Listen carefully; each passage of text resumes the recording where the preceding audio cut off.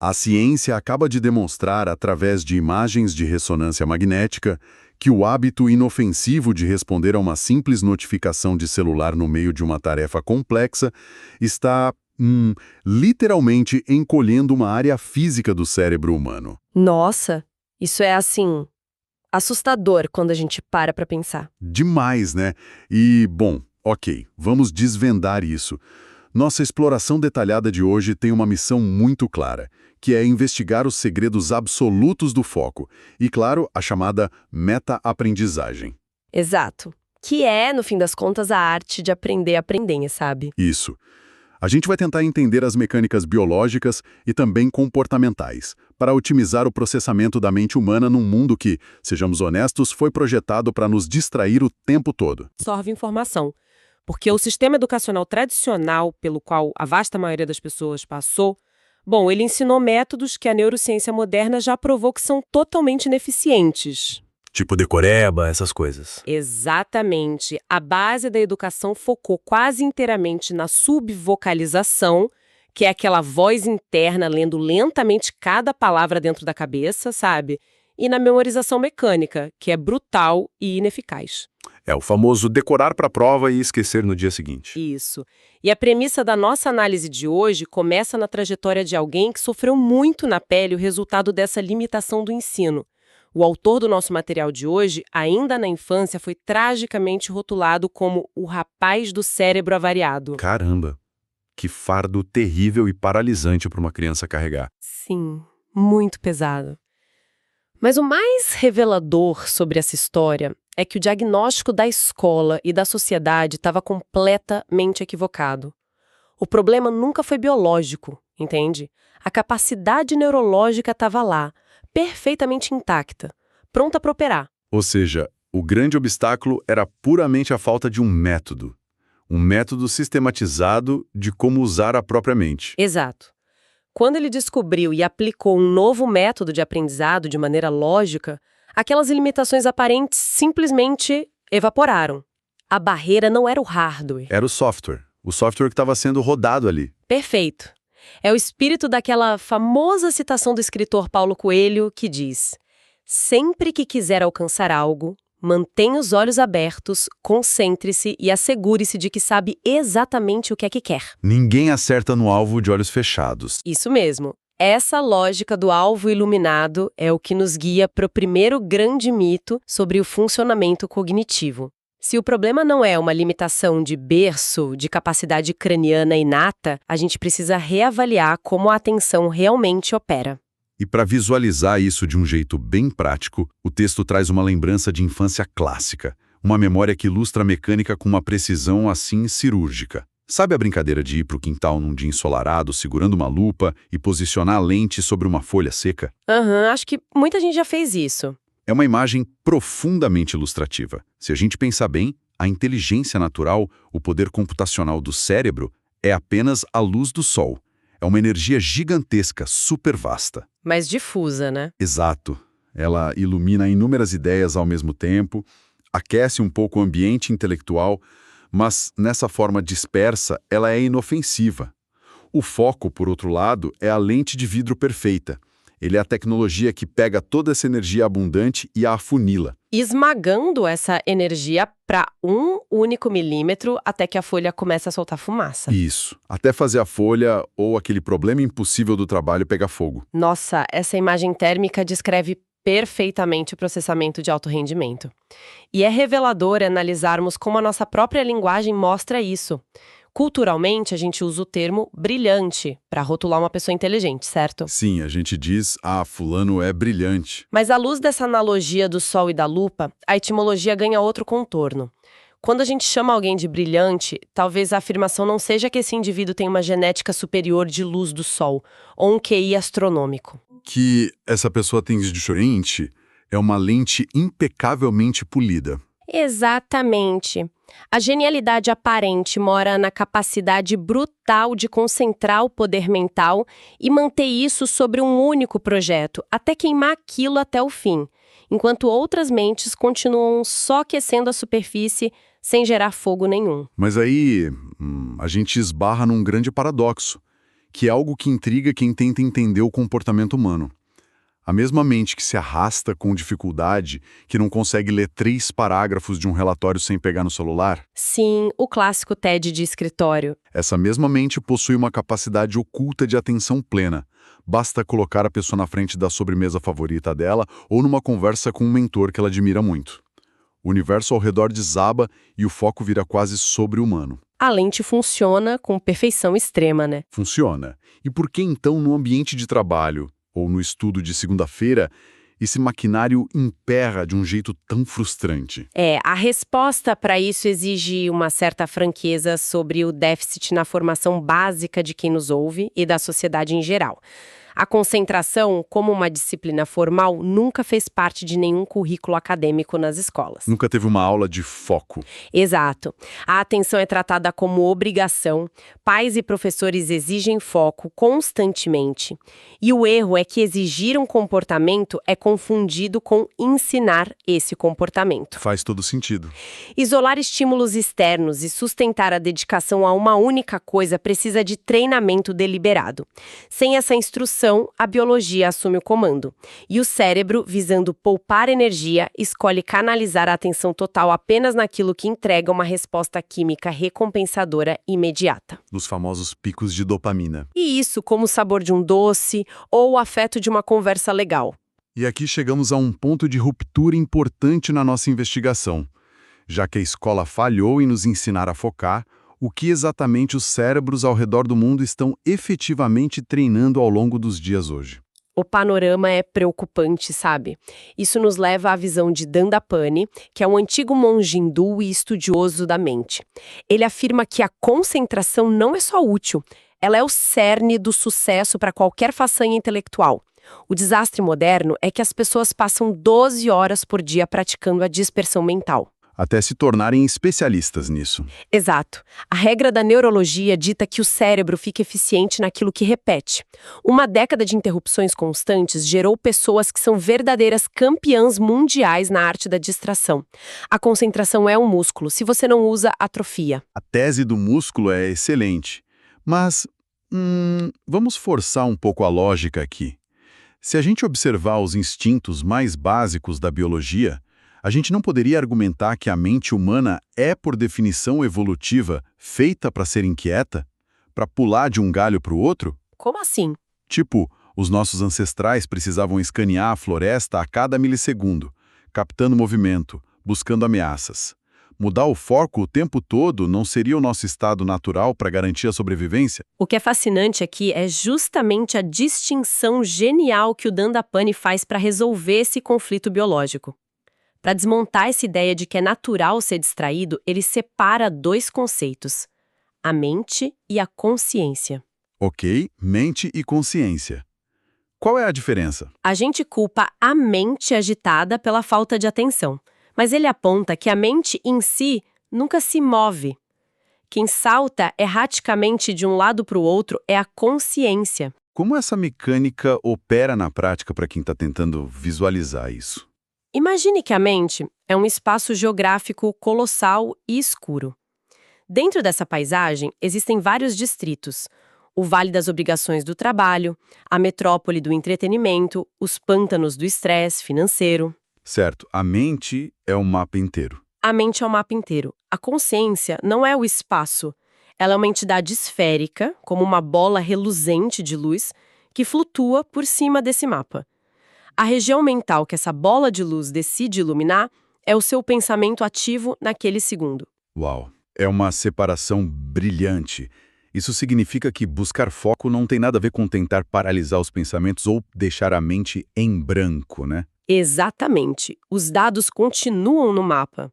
A engenharia da concentração passa a ser inteiramente sobre usar a força de vontade para segurar essa bola de luz naquele distrito desejado por um tempo estendido. Para escrever um relatório, o músculo da atenção só serve para trazer a luz de volta toda vez que ela tenta escapar para a área do "o que eu vou jantar hoje". Perfeito. E essa arquitetura mental derruba por terra um dos maiores mitos corporativos de hoje, o ser multitarefas. Fica evidente que fazer várias coisas ao mesmo tempo é fisicamente absurdo. É a velha regra do material. Fazer uma coisa de cada vez, sem checar redes sociais durante uma ligação ou fazer listas mentais no café da manhã. É absurdamente ineficiente e energeticamente devastador. A bola de luz só pode estar em uma coordenada por vez. Quando você tenta revisar uma planilha e rolar o feed do celular, a luz não se divide no meio. Ela viaja em velocidades supersônicas entre o distrito dos números e o do entretenimento, E essa fricção esgota o cérebro. sugando sua glicose e esfarelando o poder analítico. O treino diário exige isolar os eventos. Conversar com alguém exige 100% da luz ali, na fala, erradicando o resto. E aqui é onde a coisa fica realmente interessante. A gente estabeleceu essa bola de luz interna lutando para manter o foco pela força de vontade. Mas e o mundo lá fora? O que acontece quando o ambiente externo entra em guerra com essa luz? Aí o problema dobra de tamanho. Porque, olha, muitas pessoas defendem e com unhas e dentes que uma mesa cheia de livros, xícaras de café, lembranças de férias e post-its é sinal de uma mente criativa. O caos organizado. Isso não é reconfortante. A bagunça não estimula a genialidade. Computacionais de alto custo. E o que isso causa no cérebro de quem passa 10 horas olhando para uma mesa bagunçada? A Universidade de Princeton provou que a desorganização visual cria estímulos que competem agressivamente por representação neuronal no seu córtex visual. Os neurônios que estão registrando uma fatura antiga no canto da mesa estão ativamente bloqueando os sinais elétricos dos neurônios que tentam ler o documento no monitor. Eles se anulam no córtex cerebral. Sim, cada objeto é uma força de atração roubando sua capacidade de processamento. Eles drenam a energia da bola de luz, o que gera aquele estresse e ansiedade silenciosos no fim do dia. Limpar a mesa funciona como fechar abas inúteis no navegador da sua mente. Caramba! E existe um impacto neurológico subjacente nessa tentativa crônica de absorver dezenas de coisas ao mesmo tempo, além do cansaço visual, né? É verdade, os danos são anatômicos. Um estudo renomado da University College, em Londres, cruzou ressonâncias de pessoas hiperconectadas com usuários mais focados. O resultado mostrou que os multitarefas crônicos possuíam menos tecido físico, eles tinham um encolhimento no córtex cingulado anterior, CCA. Peraí, o tecido diminui mesmo? E o que essa região faz? O CCA é como a cabine central do comando operacional do cérebro. Ele direciona o foco complexo, ajuda na tomada de decisão e regula até a empatia. E a massa cinzenta ali atrofia com o hábito de fragmentar a atenção o tempo todo. E tem conserto isso. Tem. A neuroplasticidade age nas duas direções. O Instituto Max Planck provou num outro estudo que treinar a atenção prolongada resulta em um espessamento palpável dessa mesma região, o CCA. O cérebro ganha músculo de novo. Ainda bem, porque a gente precisa colocar na balança um outro dado alarmante sobre essas distrações. O custo do tempo. A especialista Gloria Mark, da Universidade da Califórnia, produziu um dado arrasador. O estudo das interrupções, certo? Isso. Ela validou que, quando uma pessoa é interrompida no trabalho, 82% das vezes ela retoma a tarefa original depois. Aí o leigo pensa, eu fui ali chegar ao WhatsApp e voltei. Perdi só 2 minutos. Mas não é bem assim que o cérebro funciona. Não mesmo. O que a pesquisa dela mostra é que existe um resíduo da atenção. O cérebro leva exatos 23 minutos e 15 segundos para voltar ao estado de foco profundo e original após uma simples distração. 23 minutos é uma inércia cognitiva brutal. Se uma interrupção ocorre, sei lá, a cada 15 minutos, a pessoa passa o dia inteiro eternamente presa na fase de aquecimento dos motores. Ela nunca atinge a velocidade de cruzeiro do intelecto. Com a biologia jogando contra, o ambiente cheio de coisas e a ansiedade corroendo a produtividade, como a gente encontra calma no olho do furacão num dia agitado? Como recuperar essa capacidade sem enlouquecer? A psicóloga Melanie Greenberg mapeou bem esse ciclo de ansiedade. Pressão e incerteza ativam a amígdala cerebral, gerando pensamento acelerado, o famoso overthinking, e a ansiedade gera excesso de pensamento, que por sua vez não traz respostas e gera ainda mais ansiedade. É um ciclo fechado. E reprimir isso não funciona, certo? De jeito nenhum. A repressão mecânica fortalece a intensidade. É preciso recorrer ao que a especialista Juliet Funt chama de white space, ou espaço em branco. Tirando a parte romântica da coisa, o que é esse espaço em branco na rotina dura de bater ponto e entregar relatório? É a pausa estratégica e vazia embutida na azáfama do dia. Uma pausa sem e-mails, sem música, sem decisões, de 5 a 10 minutos. É o oxigênio químico que permite que as faíscas conceituais peguem fogo na próxima tarefa. Bom, a nossa audiência provavelmente quer soluções táticas e rápidas do material, especialmente quem não tem tempo para uma longa aula de yoga no meio da tarde, né?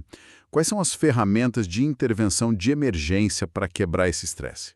O material detalha 3 ferramentas ágeis para reorganizar o foco de guerrilha. A primeira é o método 478 do Dr. Andrew Weil. É um desarmamento biológico direto para desligar o modo de alerta do cérebro. E como faz? É só a respiração? Isso. Você expira pela boca de forma audível, esvaziando o pulmão. Depois, inspira pelo nariz contando lentamente até 4, prende a respiração com os pulmões cheios, contando até 7, e, finalmente, expira pela boca, soltando o ar por exatos 8 segundos. Repetindo esse ciclo 4 vezes. E essa exalação longa ativa o sistema parasimpático e acalma na hora, né? E a segunda ferramenta qual é? Porque depois de respirar, o problema difícil continua na mesa. A segunda envolve lidar com aquele fenômeno da psique chamado efeito Zeigarnik. O tecido cognitivo odeia tarefas inacabadas. Aquela responsabilidade gigante que você está evitando de propósito de manhã fica pesando na mente e drenando sua memória RAM o dia todo. Exato, fica rodando no fundo como um aplicativo aberto gastando bateria. Então a solução é encarar de frente e fazer logo. Imediatamente. Tarefas inacabadas vão pesar na sua mente até serem revolvidas.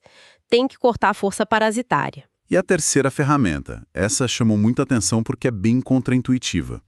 É sobre o que fazer com as distrações internas que brotam do nada na cabeça. Agendar a distração. Agendar? Como assim? Em vez de dizer, não vou pensar no jantar agora, eu falo o quê? Você agenda formalmente, você diz, vou me preocupar com o que fazer para o jantar exatamente às 16h15. Dizer internamente para o cérebro ocultar algo é assinar o fracasso. O medo de esquecer faz a mente mandar alertas constantes. Nossa, faz muito sentido. Então, ao marcar um horário para pensar naquilo, você libera o cérebro da obrigação de manter o problema em primeiro plano na consciência. Exatamente. A interrupção some num acordo amigável com a sua amígdala. Então, o que tudo isso significa no panorama geral da nossa vida?